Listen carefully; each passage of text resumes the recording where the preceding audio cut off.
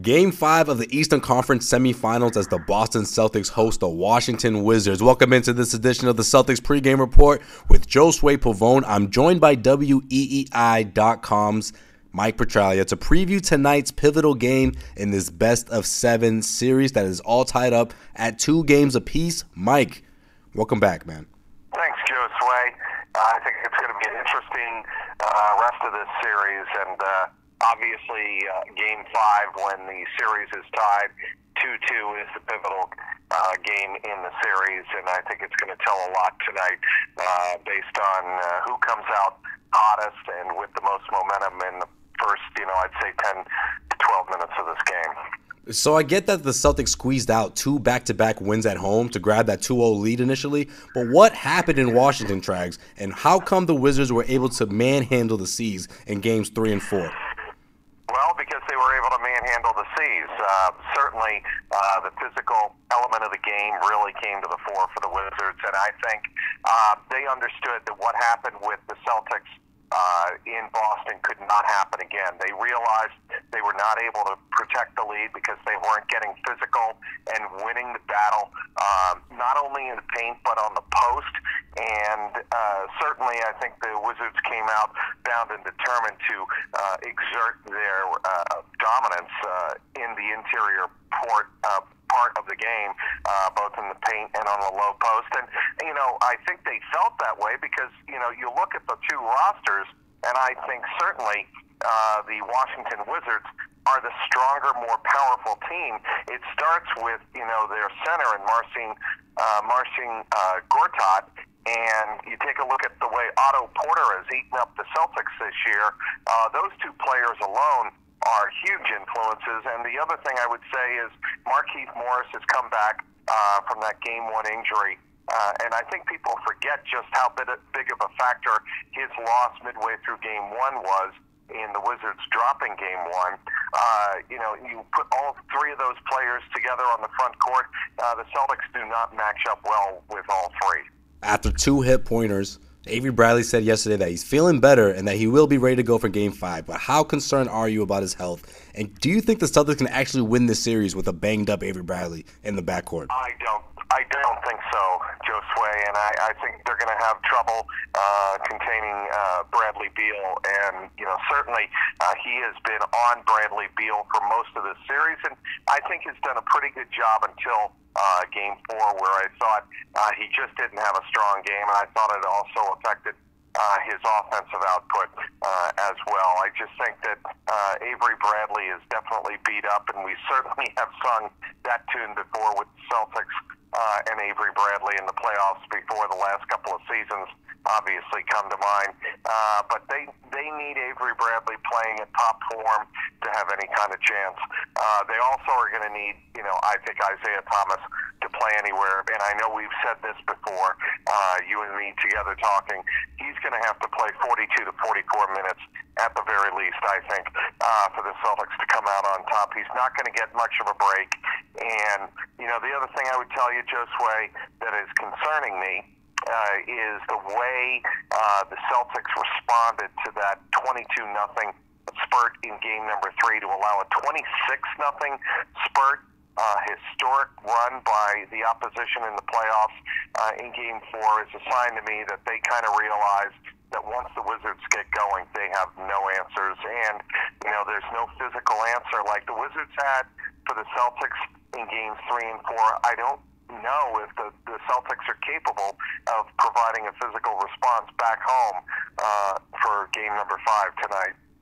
CLNS Radio Celtics pregame report is being powered by the SeatGeek ticketing app, the smartest and easiest way to buy and sell sports and concert tickets. Get a $20 rebate on your first purchase by downloading the free SeatGeek app to your phone. Go to the settings tab and click add a promo code and enter the code CELTSNEWS. That's CELTSNEWS, all one word, for a $20 rebate. And so SeatGeek knows who sent you. Do you see another lineup change coming, Trags, in Game 5? And if it's not Amir Johnson or Gerald Green starting, who do you think Brad Stevens will turn to for Game 5? You know what? Just because he hasn't done it yet, Kelly Olynyk, I think, would be an interesting choice on a number of different levels. It would kind of be Brad Stevens tipping his cap to Olynyk for putting up with all the crap that he's heard, not only inside the series, from obviously Kelly Oubre and the crap he's taken from him, and Markieff Morris and the Wizards themselves, but obviously on the outside with Draymond Green getting his 2 cents in. I think it would be an interesting move for Brad Stevens to make. But the real reason you would start start Kelly Olynyk if you're Brad Stevens, he clearly is your best rebounder, your most consistent rebounder. Let me put it that way. And it's something that surprised a lot of people in the final 4 to 5 weeks of the regular season. But Kelly Olynyk really plays smart when he is on the court and in the paint, and I think that kind of offsets the perceived lack of toughness that he brings that I think a lot of Celtics fans really have a problem with.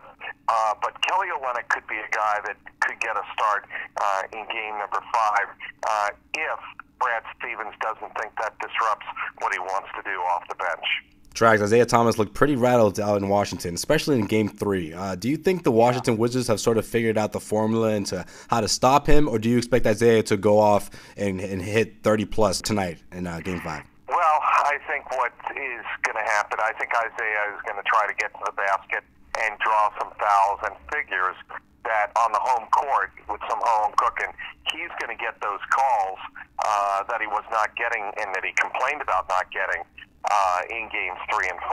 And I think it's going to start there, and certainly he's going to need to be, I'm not saying 5 for 5 to start the game from 3-point range, but I think he's going to have to be very good from beyond the arc. And if he can do that and then soften up the Wizards underneath a little bit, because for what he is, nobody pound for pound can get to the basket with as much efficiency as Isaiah Thomas.